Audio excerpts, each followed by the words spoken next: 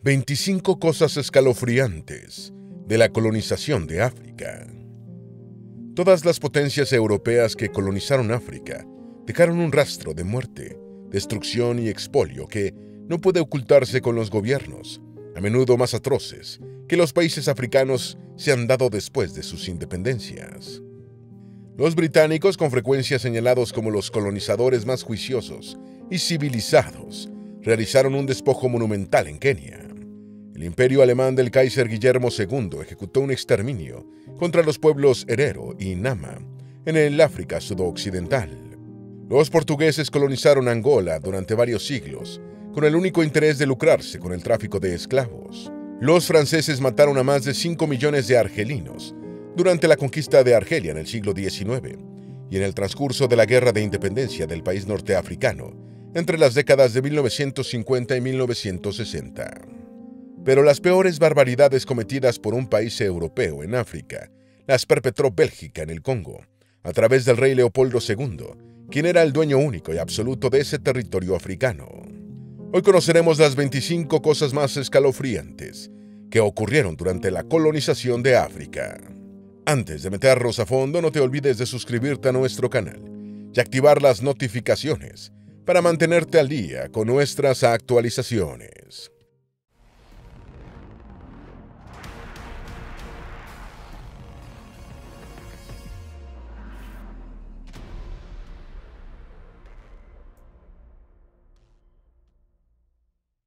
Número 1. Mutilaciones en el Estado Libre del Congo. Muchas fotografías muestran las mutilaciones realizadas a los nativos, que no cumplían con las cuotas de recolección de caucho por los agentes del rey Leopoldo II de Bélgica en el Congo. Los principales órganos mutilados a los nativos eran las orejas y las manos, que se acumulaban en grandes cestas, como prueba de que se había procedido con el escarmiento. Las manos amputadas también servían como prueba de que el mutilado ya no podría utilizar un arma para atacar a un agente belga. Refiriéndose al odiado funcionario estatal Leone Fiebes, un misionero católico dejó el siguiente testimonio. De todos los cadáveres muertos en el campo, había que cortar las manos. Quería ver el número de manos cortadas por cada soldado, que tenía que traerlas en cestas. Parece mentira que una educada y cosmopolita sociedad de Europa occidental del siglo XX haya perpetrado estas atrocidades, pero las pruebas son contundentes, abrumadoras e inobjetables. Número 2. Las atrocidades de los franceses contra Argelia. Según el historiador estadounidense Ben Kiernan, durante las 3 primeras décadas de la conquista francesa de Argelia, entre 1830 y 1860, perdieron la vida entre 500,000 y 1 millón de argelinos, a causa de la guerra, las masacres, el hambre y las enfermedades. Un siglo después, durante la Guerra de Independencia de Argelia de 1954 a 1962, las atrocidades de los franceses contra los argelinos incluyeron bombardeos indiscriminados, asesinatos de civiles desarmados, torturas, robos y saqueos, casi las mismas brutalidades perpetradas por el Ejército de Liberación de Argelia contra los colonos de Francia. Sin embargo, las atrocidades francesas contra Argelia se produjeron a una escala muy superior. En 2018, Francia admitió oficialmente que practicó la tortura de manera sistemática y rutinaria durante la Guerra de Argelia.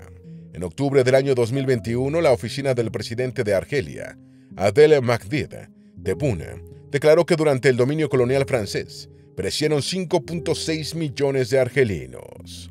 Número 3. Reino Unido se robó en Kenia 5 millones de acres de 3 millones de personas. La colonia africana de Kenia formó parte del Imperio Británico entre 1920 y 1963, estableciéndose cuando el antiguo Protectorado de África Oriental se transformó en una colonia de la Corona del Reino Unido en 1920. La colonia llegó a su fin en 1963, en el marco del proceso de descolonización de las Naciones Unidas, cuando se eligió por primera vez gobierno de mayoría nativa keniana, que finalmente declaró la independencia. En 1925, el historiador afroamericano y panafricanista W.E.B. Du Bois escribió: «Allí había una tierra que en gran medida no había sido contaminada por las fiebres de los trópicos, y a ella Inglaterra se propuso enviar a sus soldados enfermos y empobrecidos de la guerra. Siguiendo el ejemplo de Sudáfrica, Gran Bretaña usurpó 5 millones de acres de las mejores tierras, de los 3 millones de habitantes nativos, los condujo hacia los pantanos sin darles nada como compensación, ni siquiera allí, ningún título seguro. Luego, mediante impuestos, los británicos obligaron al 70% de los adultos, de color, a trabajar como esclavos para los 10.000 propietarios blancos por el salario más bajo. Número 4. La escalofriante guerra del Imperio Alemán para acabar con los Herero y Nama. El Imperio Alemán del Kaiser Guillermo II perpetró un exterminio contra los pueblos Herero y Nama en el África sudoccidental alemana, en lo que es actualmente Namibia. Ocurrió entre los años 1904 y 1908, siendo el primer exterminio en masa del siglo XX.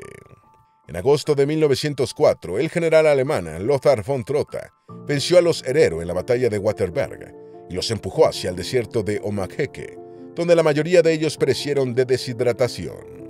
En octubre del mismo año, la etnia Nama también se rebeló contra los ocupantes alemanes, padeciendo un destino similar. Hasta 100.000 hereros y 10.000 namas murieron durante la campaña de exterminio, que en su primera fase se caracterizó por una mortandad a consecuencia de la deshidratación y el hambre, ya que las fuerzas alemanas impedían que los nativos salieran del desierto. Una vez diezmados, los aborígenes restantes fueron recluidos en campos, donde sus organismos agotados fueron fácil presa de las enfermedades y los maltratos adicionales. Número 5. ¿Qué era el África del sudoeste alemana? El África sudoccidental alemana fue una colonia del Imperio Alemán entre 1884 y 1915. Aunque la República de Weimar alemana, que sustituyó a la entidad imperial tras la Segunda Guerra Mundial, no reconoció oficialmente la pérdida del territorio colonial africano hasta el Tratado de Versalles de la posguerra, en el año de 1919.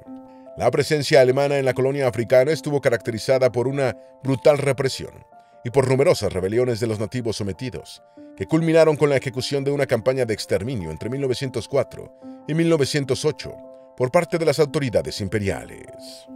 En 1915, los aliados, principalmente fuerzas británicas y sudafricanas, expulsaron al ejército alemán de la colonia y finalizada la guerra, la administración del territorio de África sudoccidental pasó a manos de la Unión Sudafricana, tutelada por el Reino Unido, por mandato de la Sociedad de las Naciones. En marzo de 1990, el territorio obtuvo la independencia bajo el nombre de Namibia.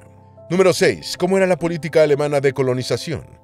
Las autoridades alemanas y sus colonos imaginaron un proceso de colonización de África como una nueva África alemana, en la que los ocupantes predominantemente blancos se apropiarían de las mejores tierras, apartando a los nativos a reservaciones. El gobierno colonial alemán alentó a sus colonos a apoderarse de la tierra y el ganado de los nativos Herero y Nama, y a subyugarlos como trabajadores esclavos. Entre las poblaciones nativas se generó un espíritu de rebelión por el despojo perpetrado por los alemanes, que llegaban al suroccidente de África como dueños del terreno, apoderándose de propiedades, desmantelando las organizaciones políticas y sociales tradicionales y esclavizando a los aborígenes. Este resentimiento fue el detonante de las guerras Herero que se iniciaron en 1904. El mismo gobernador del África sudoccidental alemana, el mayor Theodor Ludwig, reconoció el impacto del sometimiento de los hereros por parte de su país cuando escribió más tarde: desde sus primeros años, los hereros fueron un pueblo amante de la libertad, valiente y orgulloso sin medida. Por un lado estaba la progresiva extensión del régimen alemán sobre ellos, y, por el otro, sus propios sufrimientos aumentaban de año en año. Número 7. El caso de Dietrich, en enero de 1903. En enero de 1903, un comerciante alemán de nombre Dietrich caminaba hacia la ciudad de Omaruru para comprar un caballo, cuando a mitad de camino se detuvo un carruaje en el que viajaba un hijo del jefe herero, con su esposa e hijo. El hijo del jefe herero se ofreció a llevar a Dietrich e incluso lo alojó en su casa. En la noche, el alemán se emborrachó e intentó acostarse con la dueña de la casa, quien se negó y fue asesinada de un disparo por Dietrich. En el juicio por asesinato, Dietrich argumentó que había disparado al creer que la casa estaba siendo atacada y que la mujer había muerto accidentalmente, siendo absuelto. Sin embargo, el asesinato despertó un gran interés porque la asesinada era tanto hija de un jefe nativo como esposa del hijo de un jefe.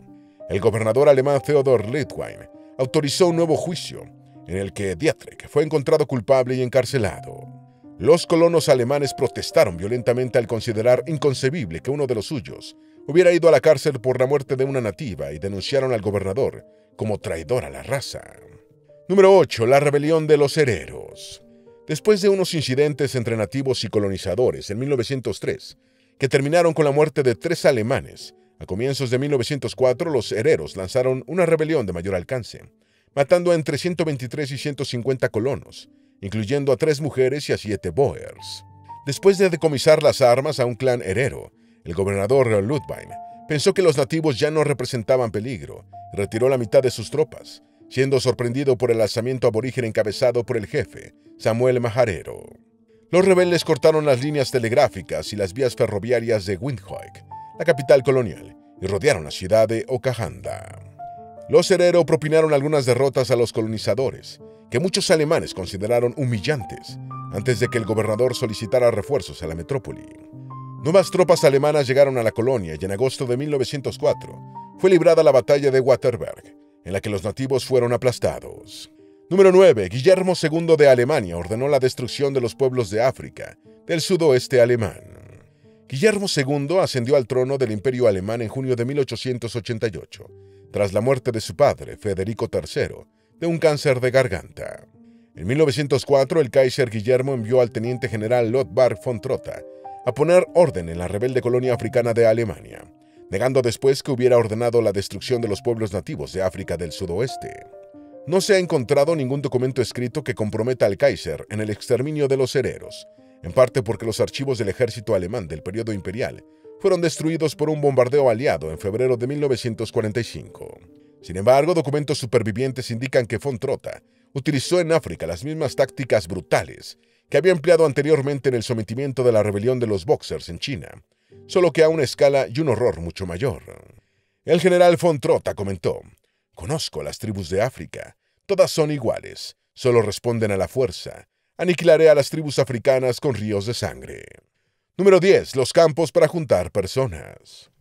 Los supervivientes de la masacre de los nativos Herero y Nama, la mayoría ancianos, mujeres y niños, terminaron recluidos en campos, como el de Shark Island, donde fueron obligados a trabajar como esclavos para los militares y los colonos alemanes. Los aborígenes eran clasificados en aptos y no aptos, y los segundos, enfermos, debilitados y hambrientos, morían al poco tiempo y un burócrata alemán asentaba en el certificado de defunción preimpreso. Muerte por agotamiento tras privaciones. En 1918, el gobierno británico publicó estas informaciones sobre el exterminio de los pueblos Herero y Nama por parte de los alemanes. Los nativos morían en los campos por hambre, desnutrición, agotamiento, maltratos y enfermedades. La única comida era arroz, a menudo semicrudo, por lo que resultaba indigesto. Los bueyes y caballos que morían por enfermedad eran dados de comer a los internos. A pesar de estas condiciones, los que todavía podían ponerse en pie eran obligados a trabajar como esclavos. Número 11. El rey Leopoldo II se quedó con el Congo, personalmente llamándolo Estado Libre del Congo. La mayoría de los reyes absolutistas hacen uso de los recursos del reino como si fueran suyos propios, pero tienen el prurito de colocar el patrimonio real en cabeza de la corona como institución. Leopoldo II de Bélgica no tenía esos complejos y puso el territorio del Congo, la actual República Democrática del Congo, de 2.35 millones de kilómetros cuadrados, a su nombre como persona, y no a título de la monarquía de Bélgica. También le puso el nombre de Estado Libre del Congo, explotando a los nativos sin misericordia en la extracción de caucho, marfil, metales y piedras preciosas, maderas y otros recursos. Varias rebeliones fueron reprimidas de manera brutal por los agentes y grupos armados que el rey belga mantenía en África. A medida que los abusos del rey belga en el Congo se hicieron conocidos, la opinión internacional empezó a presionar, hasta que Leopoldo II transfirió el inmenso territorio a la corona de Bélgica. Número 12. ¿Quién era el rey Leopoldo II de Bélgica? Leopoldo II fue el segundo rey de Bélgica entre 1865 y 1909, año de su muerte, además del fundador del Estado Libre del Congo en 1885, siendo su único propietario hasta 1908. Fue el hijo mayor del primer rey belga, Leopoldo I, al que sucedió para reinar durante 44 años, el reinado más largo en Bélgica hasta la actualidad. Murió sin dejar hijos legítimos, por lo que fue sucedido por su sobrino Alberto I, ascendiente del actual monarca Felipe de Bélgica. Fue conocido como el rey constructor por la gran cantidad de proyectos arquitectónicos y urbanísticos que emprendió. Aunque era propietario del Congo, nunca lo visitó personalmente, manejándolo a través de administradores coloniales, agentes y un ejército que subyugaba a la población sometida a trabajos forzados en la explotación del caucho, el marfil y demás riquezas congoleñas. El estadounidense George Washington Williams describió el sometimiento de los congoleños por Leopoldo II como crímenes contra la humanidad, en uno de los primeros usos de esa expresión. Número 13. Sistema de caucho rojo y trabajo forzado. La mayor parte de los ingresos del Estado Libre del Congo provenían de la explotación del caucho, realizada por Leopoldo II a través de concesionarios que se beneficiaban del uso de mano de obra esclava. Este esquema imperante entre 1891 y 1906 recibió el nombre de Sistema de Caucho Rojo, por la sangrienta explotación a la que estaban sometidos los nativos para maximizar la extracción. Esto constituyó una sociedad esclavista, en la medida que las empresas concesionarias necesitaban movilizar forzosamente a la mano de obra hacia nuevas áreas de recolección de látex. El Estado se valía de unos funcionarios nativos llamados capitas para reclutar y organizar a la mano de obra local en función de los intereses de los concesionarios. El esquema esclavista abarataba el costo de producción, aumentando las ganancias de los concesionarios y de Leopoldo II. Los nativos recalcitrantes o que no cumplían con las cuotas de recolección establecidas eran sancionados con palizas, torturas, encarcelamientos, mutilaciones y asesinatos. Número 14. ¿Qué es el caucho y para qué se usaba antes de la Segunda Guerra Mundial? El caucho natural es un coloide blanco, lechoso y pegajoso, que se extrae haciendo incisiones en la corteza del árbol del mismo nombre, recogiendo el líquido en unos recipientes. Este látex, a continuación, se refina para obtener un caucho de uso comercial. Históricamente, las principales regiones productoras de caucho han sido la Amazonia, África y algunos países asiáticos, regiones donde crecen frondosos los árboles que secretan el látex. Antes de la invención del caucho sintético y del desarrollo de un producto comercialmente exitoso, el caucho natural era la única materia prima disponible para la fabricación de neumáticos de bicicletas y de vehículos, por lo que disfrutó de una época de apogeo que ayudó a construir fortunas a los productores de látex. Durante el periodo anterior a la Segunda Guerra Mundial, el caucho natural se utilizaba además para fabricar mangueras, juntas, correas, esteras, guantes, globos, gomas de borrar, perfiles de ventanas y puertas, y como elementos de amortiguación y contra vibraciones en la industria automotriz. Número 15. Historia del caucho desde Mesoamérica hasta su uso en el Congo. Los primeros usuarios conocidos del caucho natural fueron los olmecas, que empleaban el látex para fabricar las bolas utilizadas en el juego de pelota mesoamericano. Posteriormente, el conocimiento pasó a mayas, aztecas y otras culturas prehispánicas, que siguieron utilizando el caucho para el juego de pelota y otros fines. Por ejemplo, los aztecas fabricaban recipientes de caucho y utilizaban el látex como producto de impermeabilización de tejidos, impregnándolos de líquido lechoso. En los años 1770, el ingeniero inglés Edward Nerneux utilizaba trozos de caucho para borrar los trazos dejados por el lápiz de creyón en el papel. La Amazonia fue la principal fuente de caucho durante buena parte del siglo XIX, hasta que en el año de 1876, el explorador británico Henry Wickham sacó 70.000 semillas de contrabando y el árbol empezó a crecer en India, Sri Lanka, las Indias Orientales holandesas, Singapur y otros lugares del Viejo Mundo. A finales del siglo XIX, el Estado Libre del Congo también se unió a la fiebre del caucho. Número 16. La fiebre del caucho de 1879 a 1912. El boom del caucho amazónico, fiebre del caucho, fue un periodo histórico de Brasil y los países amazónicos vecinos, durante el cual la explotación del látex alcanzó su época económica de esplendor, acarreando el exterminio de las poblaciones nativas. Esta febril actividad económica se verificó entre 1879 y 1912 en la cuenca del Amazonas, y el auge dio lugar a una gran expansión de la colonización en la región, atrayendo a trabajadores inmigrantes y propiciando el crecimiento vertiginoso de ciudades como Manaus y Belém de Pará, en Brasil, Iquitos, en Perú y Leticia, en Colombia. La fiebre del caucho también supuso profundas transformaciones sociales y culturales en la Amazonia, con la comisión de toda clase de crímenes contra los pueblos indígenas, como despojo de tierras, esclavitud, torturas, agresiones sexuales y asesinatos en masa. La actividad de la explotación del caucho natural en la Amazonia, África y Asia decayó hacia 1912, pero tuvo un breve repunte entre 1942 y 1945, a raíz de la Segunda Guerra Mundial. Número 17. El caucho sintético se inventó en 1909. El caucho sintético es un producto industrial formado por polímeros sintetizados a partir de subproductos del petróleo. Al igual que el caucho natural, tiene muchos usos en la industria automotriz y otras actividades industriales, en componentes como neumáticos, correas, mangueras, perfiles de puertas y ventanas, sellos, junturas, elementos de amortiguación y pisos. El caucho sintético supera al natural en dos aspectos principales: su mejor estabilidad térmica y su mayor resistencia a la oxidación y a la acción de aceites y compuestos corrosivos, que pueden reducir la vida útil de neumáticos y otros componentes. El uso extendido de las bicicletas a partir de la última década del siglo XIX impulsó la demanda de neumáticos, y en 1909, un equipo de laboratorio de Bayer en Elberfeld, Alemania, dirigido por Fritz Hoffmann, polimerizó el isopreno, el primer caucho sintético. Sin embargo, hubo que esperar hasta 1931 para contar con el primer caucho sintético exitoso, el neopreno, desarrollado por la empresa DuPont. Número 18. Metían a la cárcel a los familiares de los trabajadores del caucho para obligarlos a trabajar. Una práctica utilizada por los belgas en el Congo para obligar a los trabajadores a recolectar caucho incluía tomar como rehenes a esposas y familiares. En Bruselas nunca lo reconocieron y lo negaron enfáticamente, pero se sabe que la administración colonial designada por Leopoldo II distribuía unos manuales que explicaban cómo tomar rehenes para coaccionar a los jefes y familias nativas locales. Los rehenes podían ser ancianos, mujeres, niños e incluso los jefes nativos, que eran encarcelados para presionar a la gente de su pueblo a cumplir con las cuotas de recolección. A mediados de 1902, un solo punto de control belga en el Congo mantenía como rehenes a 44 jefes nativos congoleños. Estas prisiones presentaban unas horrendas condiciones de salubridad, y no era extraño que murieran prisioneros, víctimas de infecciones.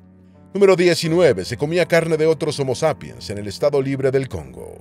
El consumo de carne humana ya existía en el Congo cuando llegaron los belgas, y la administración colonial no solo hizo poco por impedirla, sino que a menudo la toleró. Entretanto, la Casa Real de Bélgica presumía en Europa de estar cristianizando y civilizando a los nativos congoleños. Durante la Guerra Congoleña Árabe de 1892 a 1894, hubo informes de combatientes congoleños dirigidos por el comandante belga, Francis Dagnes, que se comieron a sus enemigos. Un joven oficial belga describió el consumo de los cuerpos de las víctimas como horrible pero sumamente útil e higiénico. Oficialmente el consumo de carne humana estaba prohibido por la fuerza pública en el Congo. Sin embargo, cuando morían nativos por no cumplir con sus cuotas de extracción de caucho, los belgas hacían caso omiso de los festines, que se organizaban para consumir sus cuerpos. En ocasiones, los belgas entregaban prisioneros a sus aliados locales para que los mataran y se los comieran. Número 20. Hubo 10 a 20 millones de muertos en el Congo por causa de Leopoldo II. Las estimaciones de muertos en el Congo durante los 24 años que el país estuvo sometido por Leopoldo II de Bélgica varían significativamente entre las fuentes. Observadores contemporáneos estimaron que la población congoleña se redujo más o menos a la mitad desde los cerca de 20 millones de habitantes que el país tenía cuando comenzó el exterminio belga. Según Roger Casement, un diplomático irlandés conocedor del caso, esta brutal despoblación tuvo 4 motivos principales: la guerra indiscriminada de los belgas contra los nativos, el hambre, las enfermedades y la caída de la natalidad. La tripanosomiasis africana, o enfermedad del sueño, afectó notablemente a la población congoleña durante el Estado Libre del Congo, y los opositores belgas a Leopoldo II dijeron que el reino debía ser considerado responsable de las muertes por no hacer nada ante la propagación de la epidemia. Número 21. ¿Por qué disminuyó la población en el Congo? Los historiadores coinciden en que durante las más de 2 décadas de gobierno del Estado Libre en el Congo, por parte de Leopoldo II, se produjo una reducción muy significativa de la población congoleña. Aun considerando los problemas de baja calidad de vida que han afectado a África durante toda su historia, la reducción poblacional en el Congo fue totalmente atípica y solo es atribuible a las acciones directas e indirectas del gobierno colonial, incluyendo la caída de la natalidad y las enfermedades. El historiador estadounidense Adam Hochschild sostuvo que la caída dramática de la población del Estado Libre del Congo fue el resultado de una combinación de asesinatos, hambre, agotamiento y exposición, enfermedad y una tasa de natalidad en picada. Los asesinatos fueron atroces, pero no representaron la principal causa de mortalidad. Los muertos por enfermedades como la viruela, la disentería, amebiana y la enfermedad del sueño excedieron significativamente a las víctimas de la violencia. Número 22. Hubo campañas en Reino Unido y Estados Unidos para que Leopoldo II saliera del Congo. El creciente escrutinio internacional al régimen de Leopoldo II en el Congo condujo a un movimiento liderado por el Reino Unido y los Estados Unidos para obligar al rey belga a renunciar a su posesión africana. Estas campañas a menudo basaron sus denuncias en informaciones proporcionadas por misioneros británicos y suecos que hacían trabajo de evangelización en el Congo. En 1890, el periodista estadounidense George Washington Williams dirigió una carta abierta al secretario de Estado de su país, describiendo las atrocidades que había presenciado en un viaje por el Congo y calificándolas como crímenes contra la humanidad. En mayo del año 1903, un debate en la Cámara de los Comunes británica condujo a la aprobación de una resolución en condena del Estado Libre del Congo. La presión internacional surtió efecto y en el año de 1908, Bélgica anexó el Estado Libre del Congo, que pasó a conocerse como el Congo belga. Inmediatamente las condiciones de la población mejoraron, con la supresión del trabajo forzoso. Número 23. La colonia portuguesa de Angola de 1575 a 1951 para el intercambio de esclavos. En 1484 los portugueses llegaron al Reino del Congo, interesados en el comercio de esclavos, y fundaron un asentamiento en Soyo, actualmente una ciudad en el norte de Angola. En 1575 los portugueses fundaron Luanda, en la costa sur del Reino de Congo, actualmente la capital y mayor ciudad angoleña.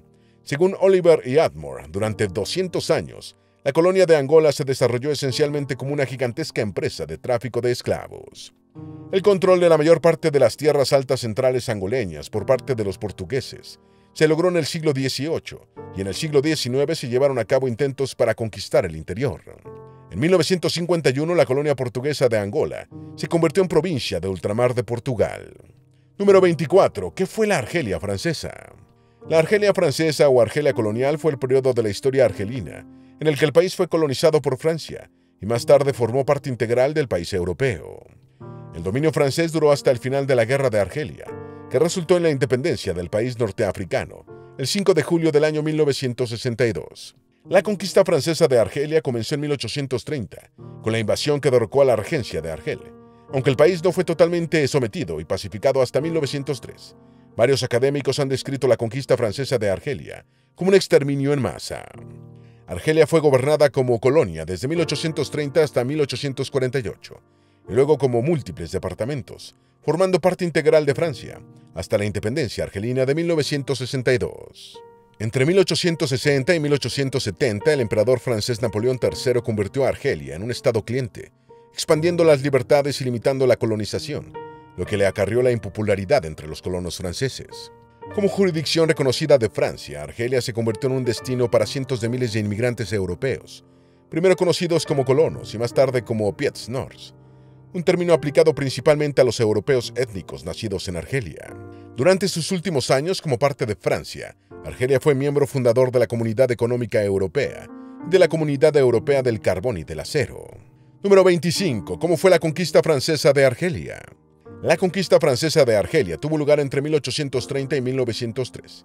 En 1827, una discusión entre el cónsul francés y Hussein Dey, gobernante de la regencia de Argel, escaló hasta convertirse en un bloqueo, tras lo cual Francia invadió Argel y se apoderó de la ciudad en 1830, ocupando después otras comunidades costeras. Durante los años siguientes, Francia incrementó su presencia militar en Argelia para sofocar la resistencia en el interior del país. En la invasión de Argel participaron 635 barcos franceses, al mando del almirante Duperrey, quien siguió un plan originalmente desarrollado por el mayor Boutin, bajo Napoleón en 1808. Francia desembarcó 34.000 soldados y Argel cayó en manos francesas, gracias a la superior artillería y a la mejor organización de los europeos, comenzando la conquista de Argelia. Esperamos que este video te haya sido útil. Si tienes algo que agregar, por favor, compártelo con nosotros en la sección de comentarios. Dale me gusta a este video y envíale el enlace a tus familiares y a tus mejores amigos, para que también sepan más sobre las 25 cosas escalofriantes de la colonización de África. Si eres nuevo en nuestro canal, no olvides suscribirte. No se te olvide seguirnos en todas nuestras redes sociales, que van a estar aquí abajo en la descripción. Recuerda, un pueblo que no conoce su historia está condenado a repetirla.